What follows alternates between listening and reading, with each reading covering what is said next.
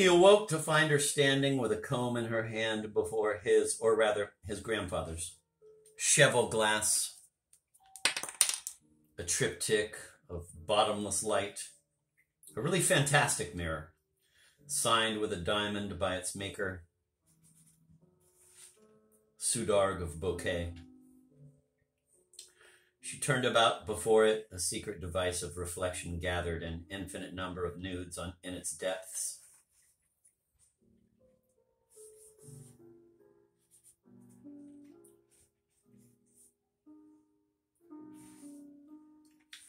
Garlands of girls in graceful and sorrowful groups, diminishing in the limpid distance, or breaking into individual nymphs, some of whom, she murmured, must resemble her ancestors when they were young, little peasant Garlean, combing their hair in shallow water as far as the eye could reach, and then the wistful mermaid from an old tale, and then nothing.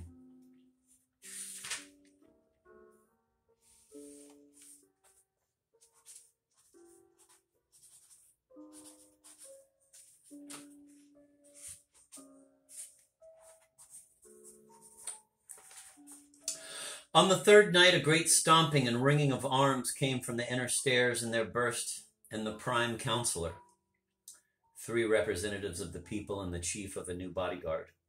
Amusingly, it was the representatives of the people whom the idea of having for queen the granddaughter of a fiddler infuriated the most. That was the end of Charles Xavier's chaste romance with Flora.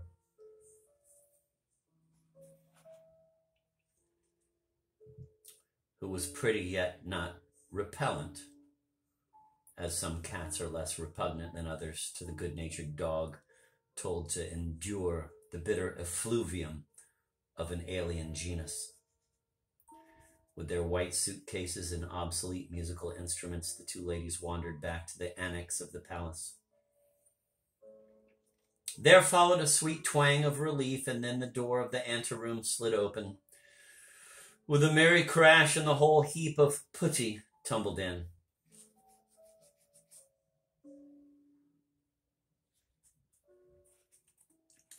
He was to go through a far more dramatic ordeal 13 years later with Dissa, Duchess of Pain, whom he married in 1949, as described in notes to lines 275 and 433 to 434, which the student of Shade's poem will reach in due time. There is no hurry. A series of cool summers ensued. Poor Flora was still around, though indistinctly so. Dissa befriended her after the old countess perished in the crowded vestibule of the 1950 exposition of glass animals, when part of it was almost destroyed by fire, Gradus helping the fire brigade to clear a space in the square for the lynching of the non-union incendiaries, or at least of the persons, 2 baffled tourists from Denmark, who had been mistaken for them.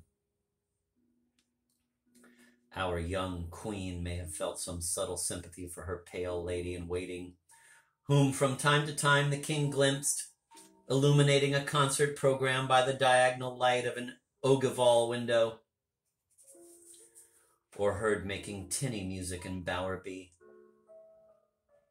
The beautiful bedroom of his bachelor days is alluded to again in a note to line 130 as the place of his, quote, luxurious captivity, end of quote, in the beginning of the tedious and unnecessary Zemblan Revolution. Line 85. Who'd seen the Pope?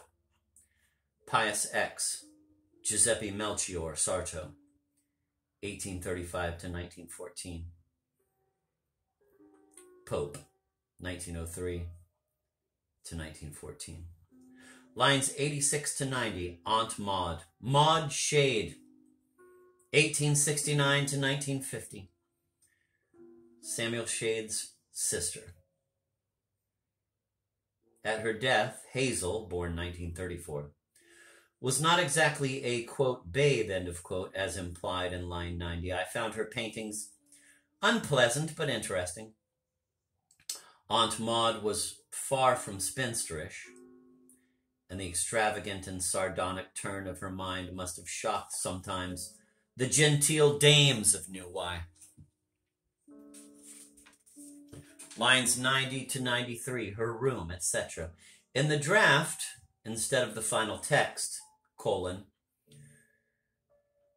her room we've kept intact, her trivia for us, retrace her style, the leaf sarcophagus, Aluna's dead and shriveled up cocoon.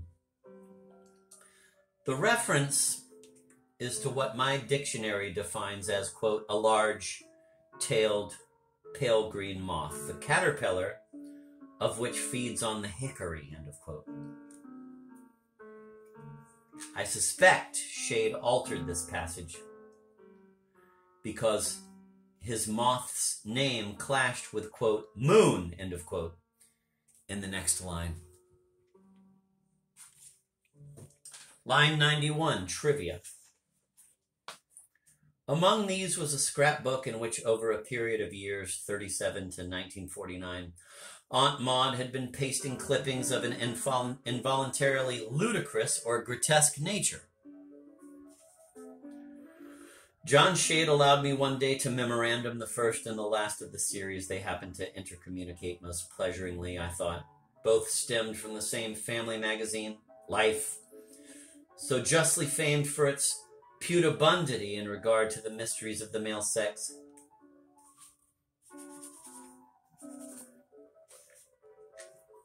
Hence, one can well imagine how startled or titillated those families were.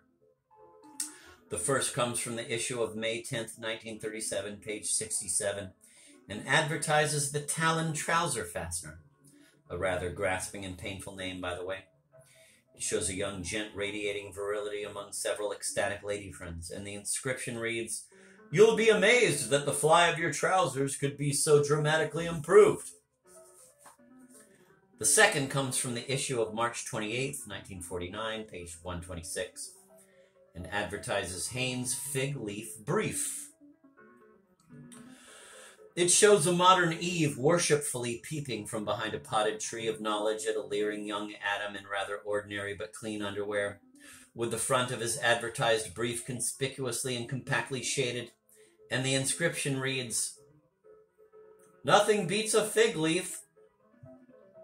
I think there must exist a special subversive group of pseudo-cupids, plump, hairless little devils whom Satan commissions to make disgusting mischief in sacrosanct places.